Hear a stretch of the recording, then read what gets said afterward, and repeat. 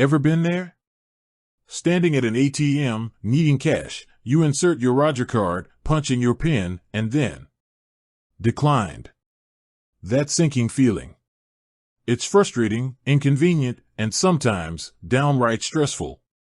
You know you have money, you're sure you've done everything right, so why isn't it working? What's going on behind the scenes that causes a perfectly legitimate transaction to fail? And more importantly, what can you do about it?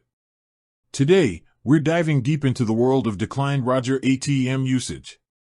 We'll explore the most common culprits behind these frustrating setbacks, from simple user errors to more complex bankside issues. But we won't just tell you why it happens, we'll equip you with practical, actionable troubleshooting steps to get your Roger card working at the ATM again, fast. Because let's be honest, in a world that increasingly relies on instant access to funds, a declined transaction can throw a serious wrench in your day. So, let's break down the mystery of the declined Roger ATM transaction, empowering you to navigate these situations with confidence and get your money when you need it. One of the most frequent reasons for a declined transaction, not just with Roger but with any card, is the most obvious one: insufficient funds. It sounds basic, but in our fast-paced lives, it's easy to lose track of our exact balance. Maybe a recent bill cleared, a subscription renewed, or a large purchase posted that you hadn't fully accounted for. Before you panic or assume a major problem, always double-check your Roger account balance. The easiest way to do this is through your Roger banking app or by logging into your online account. A quick glance can often solve the mystery instantly. If your balance is indeed low, the solution is straightforward: deposit more funds or try withdrawing a smaller amount that your current balance can cover. Beyond the balance, another common culprit is exceeding your daily withdrawal limit. Most banks, including Roger, impose daily limits on how much cash you can withdraw from an ATM. These limits are in place for your security, to protect you from large, unauthorized withdrawals in case your card is compromised. You might have a separate limit for purchases and a separate one for ATM withdrawals. If you're attempting to take out a substantial amount of cash, it's highly likely you've hit this invisible ceiling. How do you know what your limit is? You can usually find this information in your Roger account terms and conditions, or by contacting Roger customer support. If you know you'll need to withdraw a large sum, it's a good idea to inform Roger in advance so they can temporarily adjust your limit, preventing a decline. Then there's the classic case of the incorrect PIN. We've all been there: a momentary brain freeze, a new card, or simply mixing up numbers. Entering the wrong personal identification number multiple times is a surefire way to get your card declined, and often temporarily locked. This is a security measure designed to protect your account from unauthorized access. If you've entered the wrong PIN too many times, the ATM might even hold your card. If you've forgotten your PIN, do not keep guessing.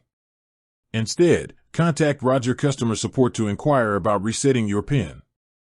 They'll guide you through the process, which usually involves verifying your identity and then allowing you to set a new PIN or mailing you a reminder.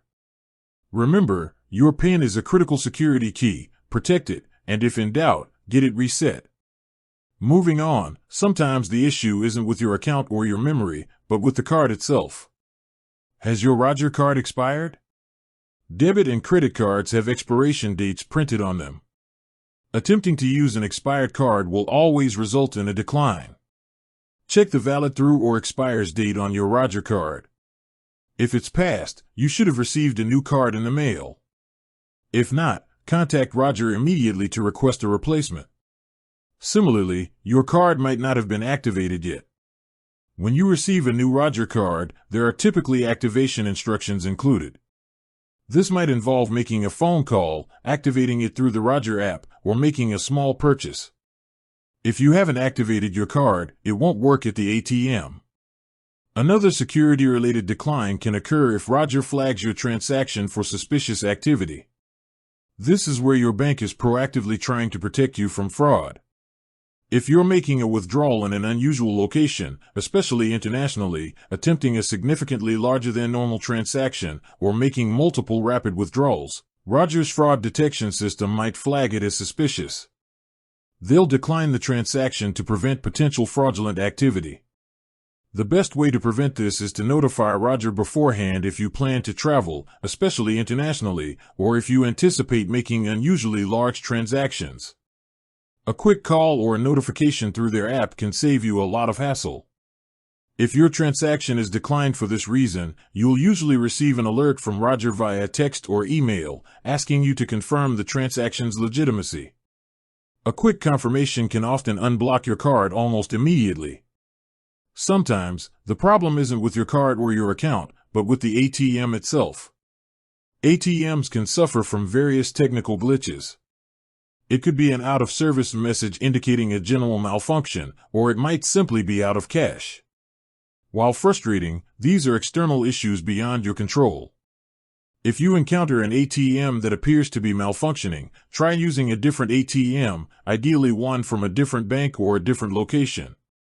If you suspect an issue with a specific Roger-branded ATM, it's helpful to report it to Roger customer service so they can address it. Network connectivity issues can also cause declines. ATMs rely on a stable network connection to communicate with your bank and process transactions. If there's a temporary network outage or a weak signal, the transaction might fail. This is often an intermittent problem that resolves itself quickly. If the ATM seems to be otherwise functional but your transaction is declined without a clear reason, consider waiting a few minutes and trying again, or moving to another ATM.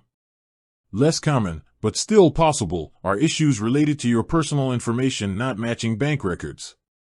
This could be as simple as an outdated address or a minor discrepancy in your name on file.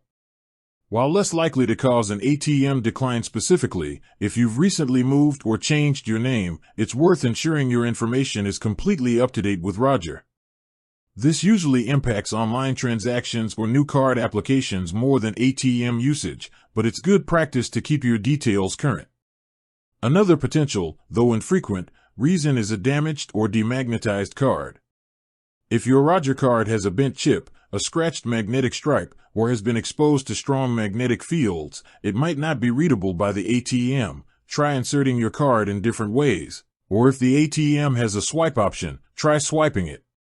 If your card appears physically damaged or you suspect demagnetization, you'll need to request a replacement from Roger. With that said, thanks for watching and until next time.